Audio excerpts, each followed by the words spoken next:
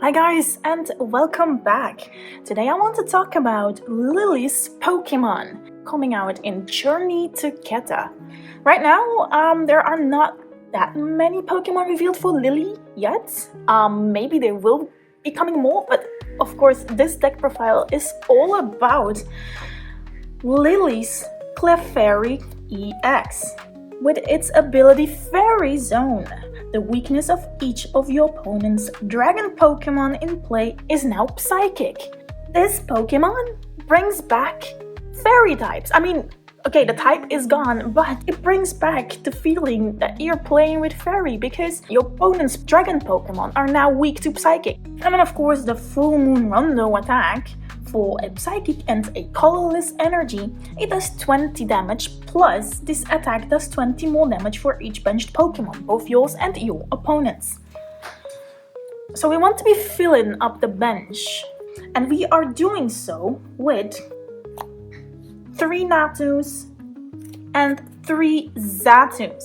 With its ability Clairvoyant Sense, once during your turn, you may attach a basic energy card from your hand to one of your benched Pokemon. If you do attach the energy to a Pokemon this way, draw 2 cards. This card is not new, but it's a great support for Psychic Pokemon. It's a free attachment from your hand and draw power. And because we want to fill the bench and we probably want to expand it even, we do play 2 Pikachu EX as your Terra Pokemon. Because of course its Resolute Heart ability prevents this from being an easy Gust KO.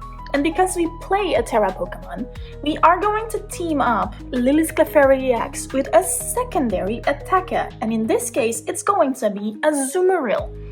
It's a great one-price attacker with its ability Glistling Bubbles. If you have a Terra Pokemon in play, this Pokemon can use double-edged attack for only 1 Psychic energy. And because we do play the Pikachu, this is our Terra Pokemon. In most cases, this Azumarill is going to hit for 230 damage for only 1 Psychic energy.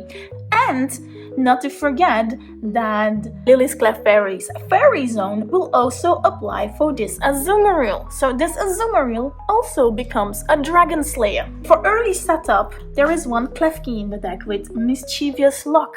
It disables basic Pokemon's ability when this card is in the active spot. It's good for your setup, you slow down your opponent.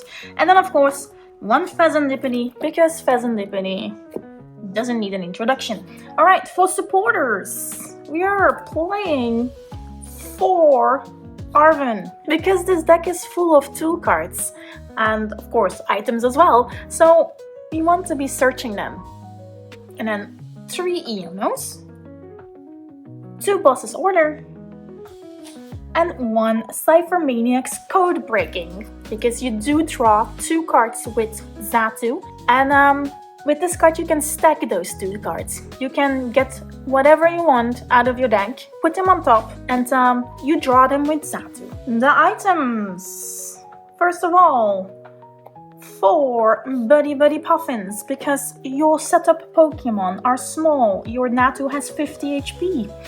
Your Marill, in this case we chose this Marill because it has 70 HP, and your Klefki also has 70 HP. So basically, all your setup Pokemon are 70 HP or less. And then of course, there are 4 Nest Balls in this deck, because you also want to search your other Pokemon. Your Clefairies, your Pikachus, your Pheasantipity, and their basic Pokemon. There is only 1 Ultra Ball in the deck to grab out your evolution Pokemon, because the ace-pack of choice in this deck is the Hyper Aroma. Search your deck for up to 3 Stage 1 Pokemon, reveal them and put them in your hand. And shuffle your deck. So, this is a insta-search for Zatu, Azumarill. You can Arven for it, you can grab your Hyper Aroma, and you can get instantly 3 of your Stage 1 Evolution Pokemon down.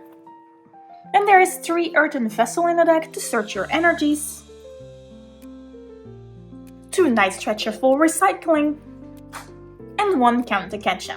And like I said before, there are quite some tool cards in this deck. Like Rescue Board, most of your Pokemon only have one retreat, except for the Azumarill. So adding 2 Rescue Boards to this deck makes them basically no retreat Pokemon. And then, probably one of the best cards in this deck is Lillie's Pearl.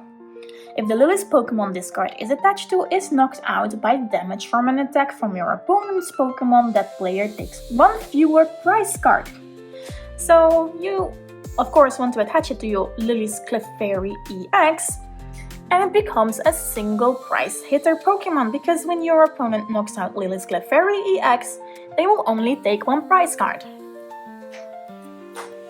And then there is 1 Technical Machine Evolution, because you never know when Hyper Aroma is prized and you go second and you want to evolve into your stage 1s, then this card is also still here. And I said it before, we do want to expand our bench, and we play the Pikachu, so there are 3 Area 0 Underdepths in this deck to expand it. So if we expand our bench with 8 Pokemon, Lillie's Clefairy EX will hit for 180, with only your bench in mind. Then, for example, your opponent has 5 Pokemon on the bench, they have a full bench, so that's 5. That will add 100 extra damage, so Lillie's Clefairy EX will hit for 280 damage. Quite a good number. It can one-hit KO a Pidgeot EX, or it can mostly one-hit KO all stage 1 EXs, except for Archaludon, but yeah, Archaludon is just a wall. It's a skyscraper, so. But most of them are KOable with Lillie's Clefairy EX. And of course, if they are dragons, they are definitely goners. And then the energies, there are 1, 2, 3, 4, 5, 6, 7, 8 psychic energies in this deck. You don't need more. You don't want to be playing less. You have 3 earthen vessels in this deck to search them, so I think 8 is a great number. So overall, I think Lillie's Clefairy EX is pretty decent. Its ability is literally a Dragon Slayer, and I do believe we're going to see a lot of Dragapult. And it's not only for itself, it will make every Psychic Pokemon on your board a Dragon Slayer. So far, I really do think there is potential in Lillie's Clefairy EX.